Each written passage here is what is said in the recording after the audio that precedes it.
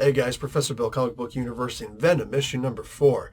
This is a comic book that, for the past 4 issues, no movement has been made.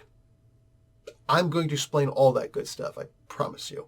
Also, if you're wondering why I sound the way I am and I'm a little congested and all that stuff, go look at my review for Batman the Night issue number 1, which also came out this week, and you will understand everything.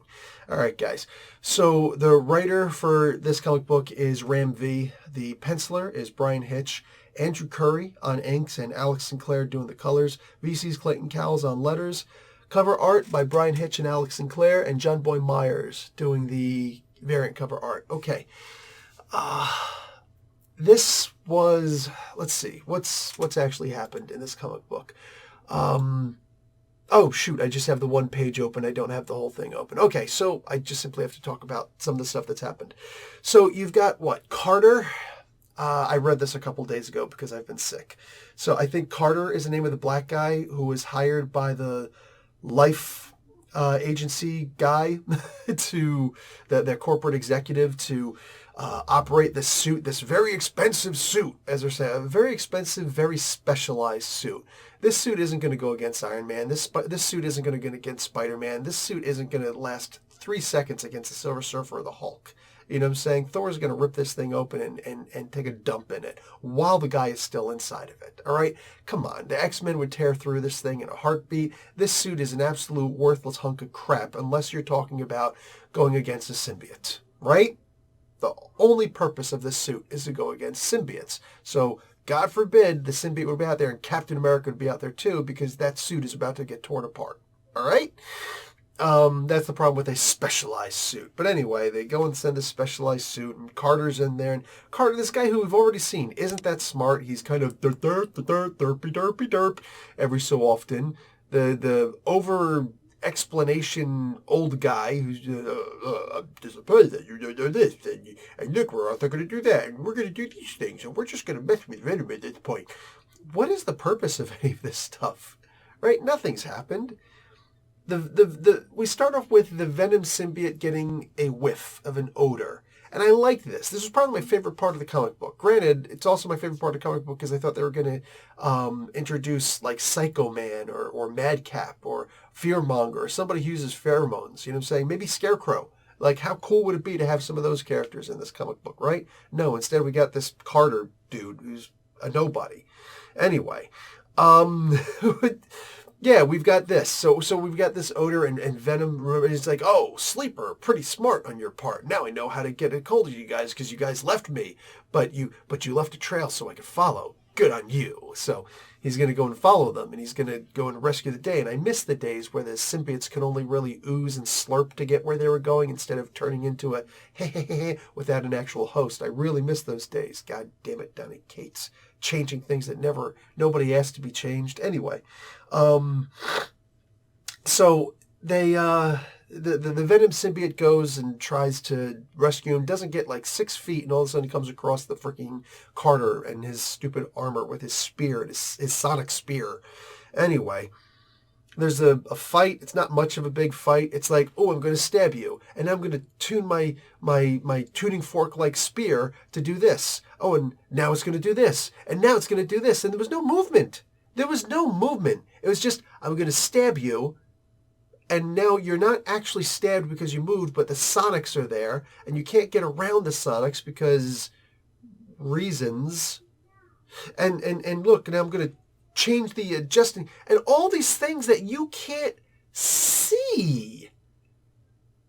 You just see, you got a great artist like Brian Hitch stuck just drawing a guy putting a spear into a wall without it actually being in the wall. And the Venom symbiote around him going, I'm in pain and various versions of pain. How many panels of the exact same thing did we just see? Right? You could have had him draw it so that he was like hitting him and the sonics hit him also. And no, just a guy just standing there like this. God, this was pathetic. This was the most pathetic. What a perfect waste of a good artist. My God, what the hell was this? We're moving on, barely. And he's not even interested in capturing the symbiote. Instead, he's just like, yeah, we're just going to harass him and we're going to show him that he's nothing. Against a specialized suit? I don't even think the symbiote's that stupid to think like, look, if I was going up against a regular fighter, you know what I'm saying, and he beat me up, I'd be thinking to myself, okay, I need to train a little bit better. I need to do this. I need to do that. You know, I'm out of the game. You know what I'm saying? That was messed up, but that's not going to happen again. I need to be more assertive and more aggressive. You know what I'm saying? You got to bring back that killer instinct. I got to go for his freaking jugular vein. You know what I'm saying? You got to do something along those lines. But if there was a person who spent his whole entire life learning my style, learning my movements, understanding my strengths, and he couldn't beat my little sister, but he could beat me, that would just be one of those things where I'd be more honored than anything else. I'd be like, oh yeah, and I'd get a gun. You know, I don't know what else to tell you, but I mean, like, I'm not gonna feel like I'm a chump because some guy trained his whole life. I learned how to fight. This guy learned how to fight me.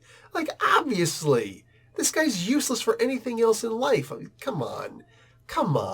Nobody's going to be offended by, nobody's going to be overcome or stricken with, you know, I feel so useless. This was just the dumbest idea imaginable. All the characters, all of everything in here. You got Brian Hitch is told to draw, what's his name, Dylan, in pain because he's got all these needles going into his spine because they're apparently pulling the codexes out of him. Which, gee, we've seen this before. That's the name of this issue, by the way, is the codex, right? So you could assume that they're pulling the codex out of him because his is the ultimate codex now that he's finally bonded with the symbiote. You know, his dad kept on saying, "Don't do it," or did he? Or did he? We'll get to that. So he's in pain because of all these needles going into his spine. But he's talking at the same time also. And it's not even like a ragged talking. It's not even like, you know, son of, I'll kill you. It's not even little things like that. No, he's just talking. So Brian Hitch can't draw the guy in too much pain. Imagine if they drew him like this. But he's just like, hey, how you guys doing? Yeah, hey, listen, could you scratch my left nut a little bit? It's a little itchy. Yeah. Oh, now you're going to die having just scratched my nuts. No, go back and think about the scene I'm talking about from Casino Royale. And you'll see the looks of pain on Daniel Craig's face, right? You'll see I pulled a Bryan Danielson thing there. Anyway. You look at the pain on his face and how he's talking and all that good stuff. Now imagine putting that into a comic book. You could do that. Right? But unfortunately, we just have this. We have this. Look, I'm going to bash the hell out of Ram V's writing style in here. I'm sure he's a great person. I'm sure that he's a wonderful human being. If he didn't take everything that I'm saying personally, I'd buy the guy a drink. You know what I'm saying? Milk, whatever. You know what I'm saying? I don't drink. But I mean, it's just the idea that, you know, saying like, I would definitely hang out with this dude and just talk to the guy. You know what I'm saying? And I wouldn't even want to talk about comic books. What am I going to do? Teach him? You know what I'm saying? I'm sure he's a great human being. You know what I'm saying? With a wonderful family. I'm sure he's a fantastic husband, a great father. Whatever it takes to be a man in the world. But as far as writing comic books, this is the most high-profile thing this guy has ever done. Venom has never had a run like it has just had recently under Donny Cates. All right? And even though I wasn't the biggest fan of it, I cannot deny the idea that more than enough people clearly liked it. It's a new generation, and I understand and I respect that. But right here, right now, what's happening right now, this is just this is the Jared Leto of the Jokers after the wonderful Jokers that we've had prior to this. This is Jared Leto going,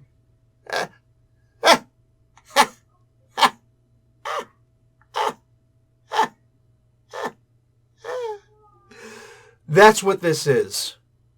This is the drizzling shits. Dylan says, I'm going to go and I'm going to go alone and I'm in so much pain. Emo. And I'm going to go and I'm going to save the day. And he goes and he gets 5 feet and he gets captured. Venom says, I'm going to go and I'm going to save the day. He walks 5 feet. He gets jacked up. Right? Freaking the one chick that was in here, she was supposed to be the saving grace. What's his name?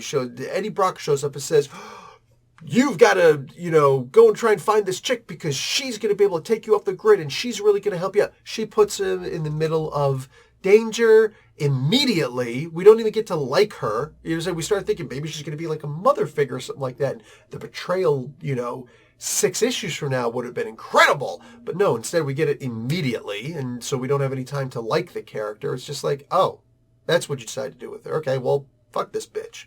Yeah, literally.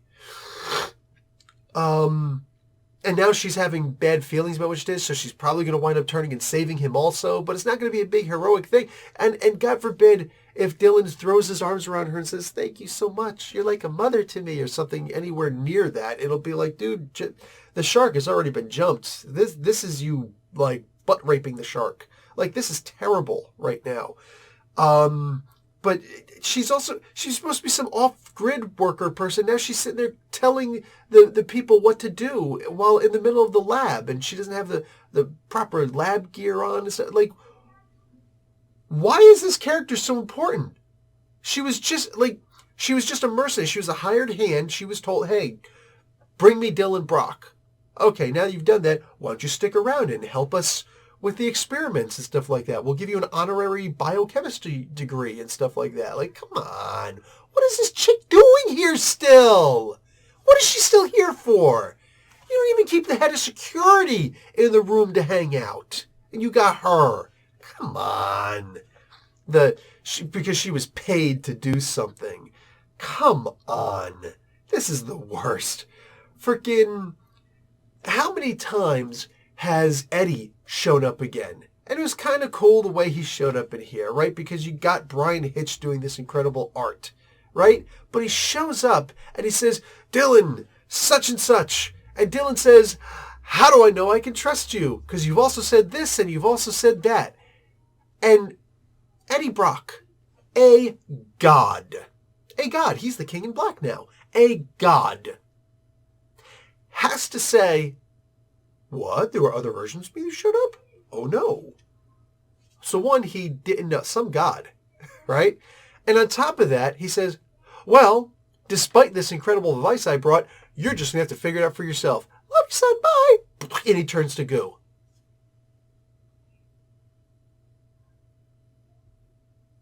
Could you imagine Luke Skywalker, the Battle of Yavin 4. He's in that X-Wing. Biggs has just been killed. He doesn't know that Han is coming. He's just there, and he's got his targeting system up, and Red Leader's down, and everybody's down. He's the last one. The last guy just got blown up, and he's just like, Wedge just said, I can't. Get out of here, Wedge. You're no good to me.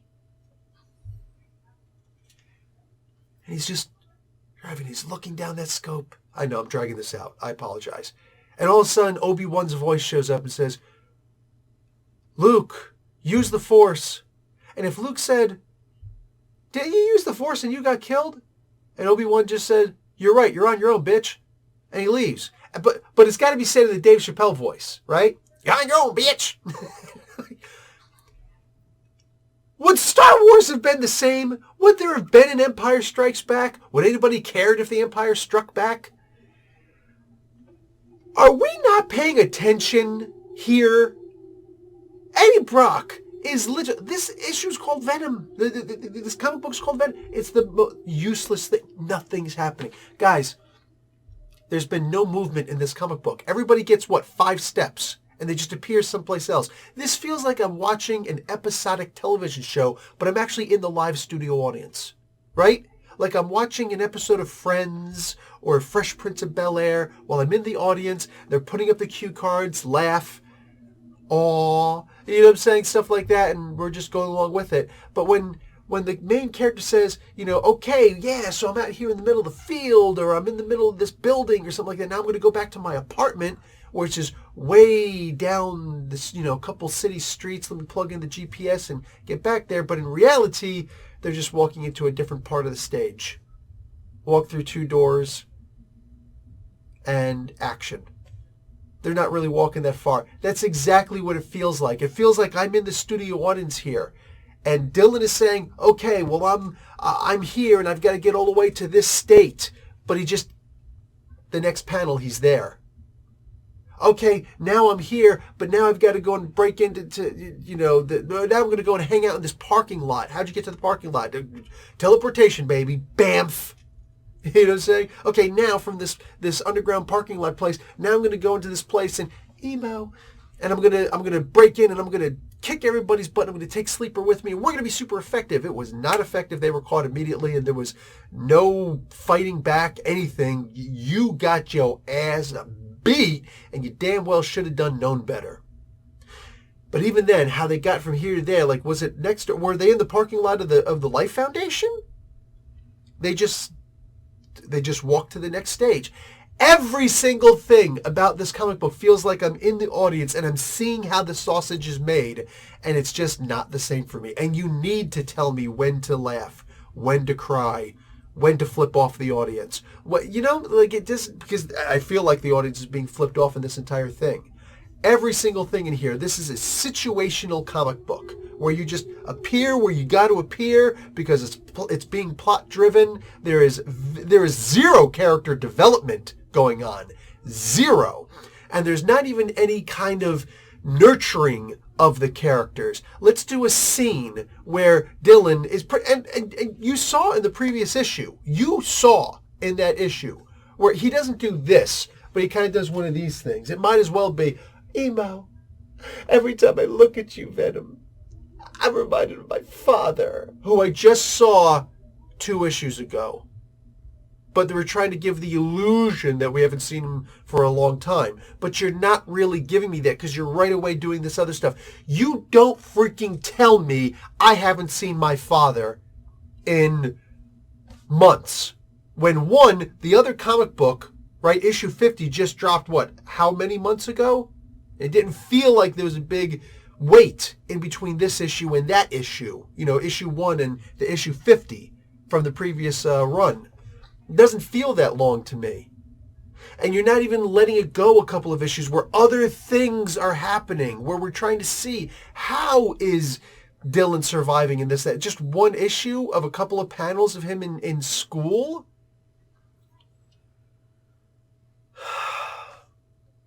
It started off right. It did. It started off right. That was also when Ewing was there.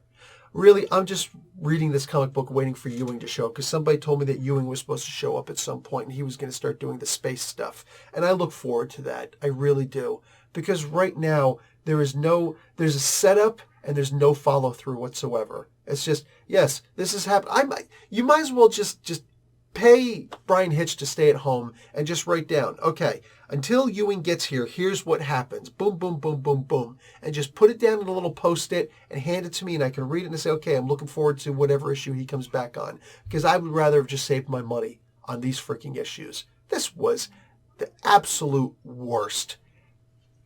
All these things happened, but nothing happened. It's like being in a hamster wheel. There's all this running. Hey, hamster, where have you gotten? Nowhere. Nowhere. Zero work energy expended. Zero. Plenty of jewels used. No work energy. There's been no movement in here, even though he's running around scurrying. This is just the absolute worst. And look, if I'm Ram V and I've had pretty damn good success in the indie world, and I was asked to do Swamp Thing, and people telling me that Swamp Thing is good. Okay, maybe it is. I don't know. I haven't read it. All right? People telling me that it's good. But if they suddenly tell me, yeah, so Donny Cates is finished with Venom, and I'm going to put you on the new Venom title, do you realize I would be like, okay, cool. I would go home. I would take a shower. I would clip my nails. I would put on some nice clothes. I would tighten my belt. I would have just enough food to move on. And then I would just go into a completely different state.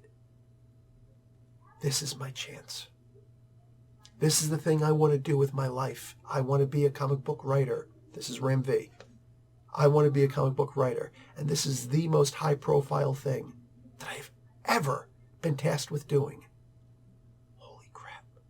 This is my chance. And instead of being... Why can I never remember the guy's name who played the Joker in the Christopher Nolan movies? Why can I never remember this poor guy's name? Anyway, instead of being him to follow up Jack Nicholson, I'm Jared Leto to follow up everybody else. It's the worst. Wow. Anyway, and for me, there is no coming back from this. From me, from my standpoint, this is already a lost cause. Anything that I see where Ram V puts his name on, I'm going to be remembering this run of this comic book. This is staining, but it is what it is. Anyway, guys, tell me what you guys think. If you're liking this, please tell me what you're specifically like. Listen, I have plenty of kooks who show up in my email or wherever, like, well, you call yourself professor. I like the comic book. I don't know what your problem is. Let me explain something to you. That doesn't tell me anything. I don't care if you like the comic book. You could shove that right up your toot hole for all I care. I like this comic book is the worst review imaginable. You may not like what I said in this review, but I've explained things. I've gone into detailed explanation. If you want to tell me, if you're angry at me because you like this and I don't, think. Take 10, 20 seconds out of your freaking day of, I like this. How could you not like this? Tell me what you liked about it. Tell me what was so brilliant about it. Tell me where I've gone wrong. All right? Give me something to think about. Give me something to consider. Let me read something so I go, oh, the guy's got a point. But if you just say, I liked this and you're an idiot for not liking it, there's no moment of Jesus. There's no Jesus, coming to Jesus moment, so to speak, right? There's no moment where I'm suddenly going to go, aha, I see where I've gone wrong. I'm just going to live like this guy's a freaking tart. What are you talking about? No. Please, I'm practically on my knees begging you. If you're liking this comic book that I see as being just some of the worst examples of writing imaginable, practically a masterclass on what not to do, for crying out loud, please tell me what you're loving about this so much or what you're liking about it so much so that I can try and analyze that, because I'm in my mind, I'm just barely thinking I must be missing something. Otherwise, just admit that you like Ram V and you're on his goozle. You know what I'm saying? Because I don't know what else it could possibly be. I don't. Yeah. What an epic failure. What an epic waste of an opportunity to become that household name. Wow. I hate when I see somebody take their shot and they just, or they don't even realize that this was their shot. Anyway, whatever, it is what it is. Guys, I'll talk to you later. Like the video, watch an ad. Professor Bill, Comic Book University. Class dismissed.